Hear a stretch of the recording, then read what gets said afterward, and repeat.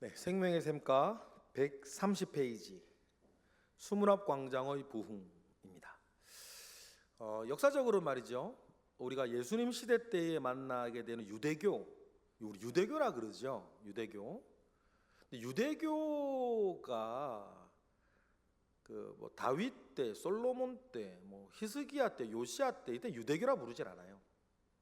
그럼 더 나아가 모세 때도 그렇게 부르질 않고 아브라함 때 뭐 이럴 때 말할 것도 없고 유대교라 부르게 된 유대교의 출발이 사실은 이때부터예요. 예스라 요 때부터 이때부터 유대교라 그러는 거예요. 그런데 유대교도 처음에 좋았죠. 그런데 예수님 시대 때 가면 그 유대교가 망가져 있잖아요, 그죠? 예를 들어서 초대교회와 맨 처음에 이런 거 좋았는데 중세 시대 때 망가져 있는 것처럼. 그래서 우리를 개신교라 부르잖아요. 우리를 개신교, 프로테스탄트, 정황자 이렇게 부르는데 그래서 개신교라는 이름이 되게 좋아요. 고쳐서 새로워진다는 뜻이거든요. 개신교가. 그래 우리는 말씀을 늘 옆에 두고 말씀을 가지고 우리를 늘 개신해 나아가는 사람들이에요.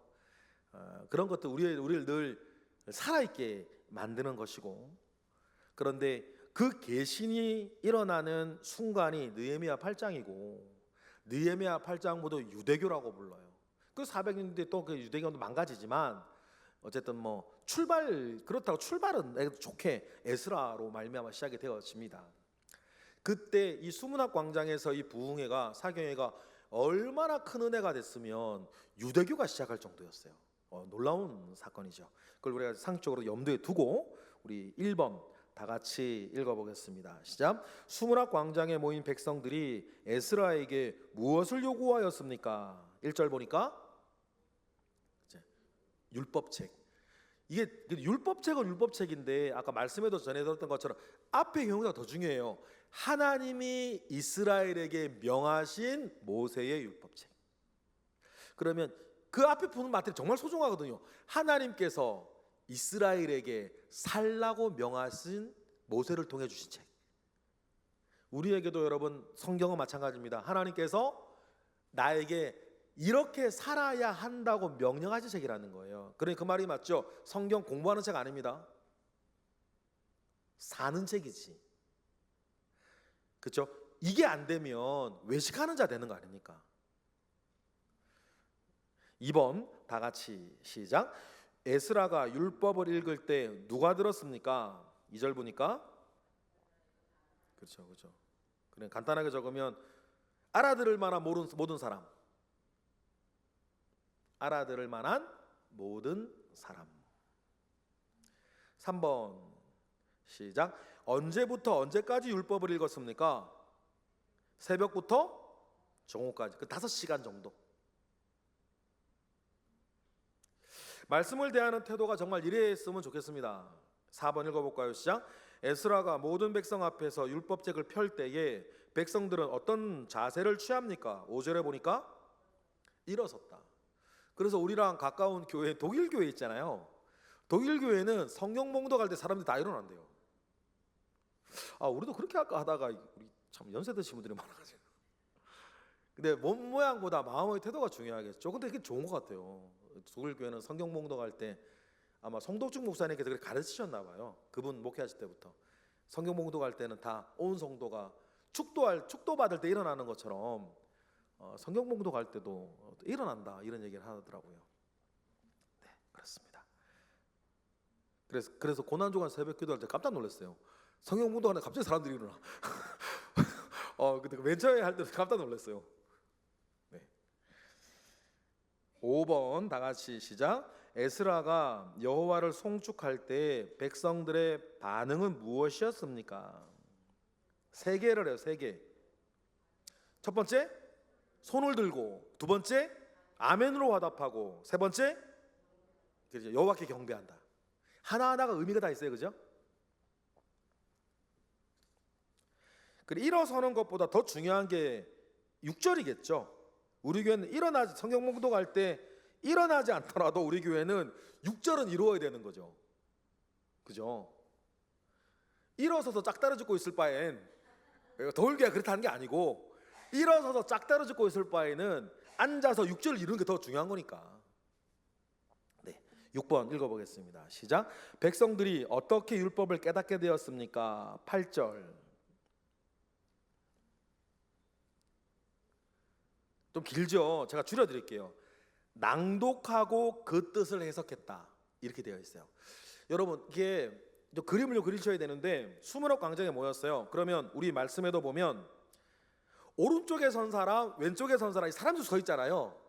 그러니까 4절에 나오는 사람들은 누구냐면 스피커들이에요. 당시에 스피커 없잖아요. 그러면 에스라가 여호와께서 가라사대 하면 오른쪽 왼쪽 선 사람이 뭐라 그러는 거예요? 큰 소리로 여호와께 가라사대 소리를 질러주는 거예요. 옛날에 그렇게 했었거든요. 지금처럼 스피커 없으니까. 그러면 나이 많은 에스라가 고래고래 소름 지르 쓰러져, 이 사람은 지금. 그래 에스라가 여호와께서 가라사대 해주면 젊은 사람들이 옆에서 그냥 목청 좋은 사람들이 막, 우리 교회도 목소리 큰 사람들 있잖아요. 서가지고 막 소리 질러주면 그래 멀리까지 들리니까. 그리고 또 이게 모르겠는데 이제 이렇게 되는 것 같아요. 이게 수문합 광장이요, 양쪽으로 좀 넓고 길이는 길지 않았던 것 같아요. 성을 크게 지으려고 뜻이죠. 왜냐하면 어떻게 했냐면 보통 고대에는 제가 마일컵 이렇게 쓰면 20발 앞에 한 사람, 40발 앞에 한 사람, 60발 앞에 한 사람, 이렇게 세워요. 그래서 들은 걸 서서 외쳐주는 거거든요. 그럼 멀리 있는 사람 듣도록 그렇게 하는 거였는데, 오른쪽에 다섯 왼쪽에 다섯이었다는 건 폭은 넓지 않고 양옆이 길었다는 뜻 같아요. 이해하시죠? 그 서서 딱 외쳐주는 그 역할을 하는 거고. 그런데 9절에 나오는 사람들, 9절인가요? 아니죠. 7절에 나오는 사람들. 7절에 나오는 사람들은 이런 사람들 같아요. 이 사람들은 그 율법을 깨닫게 했다 그랬잖아요. 깨닫게 했다 그러고 8절에 낭독하고 그 뜻을 해석하여 백성에게 깨닫게 했다 그랬으니까, 막 예를 들어서 이렇게 하지 않았을 거예요. 에스라가 이야기를 했는데 여호와께서 가라사대 했는데 여호와라는 단어가 무엇이고 거기서 설명을 해주면 이 사람들은 다 누가 하느냐에 다른 설명을 듣겠죠. 그건 아닌 것 같고, 이런 거예요. 이 사람들은 평이한 자기들 언어일 수 있으니까 이제 에스라가 히브리어로 성경을 읽어주면 히브리어를 모르고 당시에 공용어인 아람어만 쓰는 사람들이 대다수단 말이에요. 공부를 열심히 한 에스라 정도나 히브리어 알지. 그래서 아람어 번역본 성경이 필요했을 정도였으니까, 나중에는 페시타역이라 그러는데, 이스라엘 사람들이 예수님 나오시기 한 100년 전쯤에는, 200년 전쯤에는 사람들이 히브리어를 몰라요. 그래서 아는 아람어로 성경을 번역해요. 그걸 페시타역이라 그래요. 그런 것들이 필요할 정도였으니까 에스라가 히브리어를 읽어주면 이 사람들은 알아들을 수 있는 아람어로 통역해주는 그런 역할들을 한 사람이었을 것으로 보여요. 그러니까 6절에 율법을 어떻게 깨닫게 되었습니까? 했을 때 낭독하고 그 뜻을 해석하여, 요 부분을 그렇게 한 건데, 해석하다라는 말은 아까 말씀드렸던 것처럼 통역해 준 것일 가능성이 해준 것 같아요. 아닐 수도 있죠. 에스라가 1시간 설교하고 가가지고 속으로 성경 모험 했었으면 그러면 속으로 성경 모험 했겠지. 근데 속으로 성경 모험 했다는 말은 없으니까. 네, 7번 읽어보겠습니다. 다 같이 시작. 느헤미야는 말씀을 듣고 우는 백성에게 뭐라고 권면합니까? 10절에 보니까 이제 동사를 주로 보세요. 먹고 나누며 근심하지 마라. 구약을 읽을 때는 동사 중요해요. 신약은 명사가 중요하고, 이게 너무 여러분 글 읽을 때 언제나 그런 건데, 읽었는데 무슨 말인지 모르겠어. 그러면 동사만 뜯어서 읽어보시면 돼요. 그럼 무슨 말인지 알아요. 지금도 10절이지만 세 가지, 먹고 나누며 근심하지 마라, 요 얘기를 하는 거니까 그렇게 진행이 됩니다. 나눔 이야기, 1번인데 1번, 2번을 같이 하면 좋을 것 같아요. 1번, 2번 뭐 말씀 듣고도 아무 문제 없다고 생각하진 않냐? 뭐 이렇게 그리고 말씀을 2번 말씀을 순종할 준비가 되어 있습니까? 뭐 요런 것들 엮어서 이렇게 한번 해볼게요. 하나님의 말씀을 대하는 바른 자세는 무엇일까? 자기 생각 얘기해 보는 거예요. 하나님의 말씀을 대하는 바른 자세는 무엇일까? 좀 더 설교 들을 때의 바른 자세는 뭘까? 뭐 답을 뭐 정해서 할 것까지는 없고 우리 구역원들의 생각을 이렇게 들어보세요.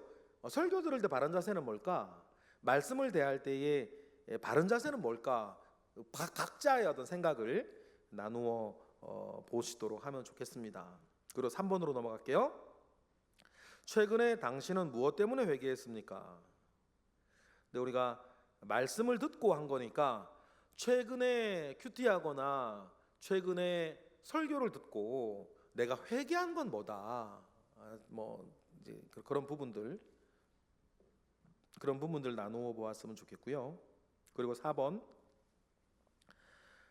당신은 계속 죄에 대해 슬퍼하고만 했지 않습니까? 그 죄에서 돌이켜 말씀을 순종하고 있습니까? 근데 돌이켜 하는 부분 이런 부분들을 좀 착안을 해서 아까 3번과 관련이 되는데 좀 더 넓게 해서 회개에서 회복한 그 간증거리들이 있으면 간증을 좀 나누어 보시는 것. 어릴 때도 좋고 옛날 일도 좋아요. 하나님 앞에 크게 회개하고 내가 회복한 그 경험을 간증으로 우리 나누어 보시는 시간 가지시면 좋겠습니다. 5번은 안 하셔도 될 것 같습니다.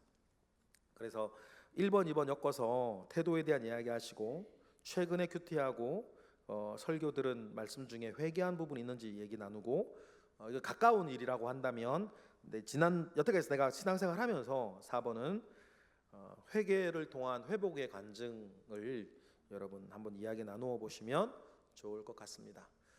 그렇게 진행을 해주시기를 부탁을 드리겠습니다. 기도하겠습니다. 하나님 감사합니다. 크신 은혜 가운데에 우리와 함께 하시고 하나님 아버지로부터 말미암아 오는 은혜와 역사가 우리 가운데 가득하게 하옵소서. 주님으로부터 말미암아 오는 선한 일들이 늘 우리 가운데 있게 하옵소서. 주님께서 우리를 말씀으로 가르치실 때 순종하고 그 뜻 가운데 살아갈 수 있도록 우리와 우리 구역원들을 붙잡아 주옵소서. 예수 그리스도의 이름으로 기도드렸나이다. 아멘. 수고하셨습니다.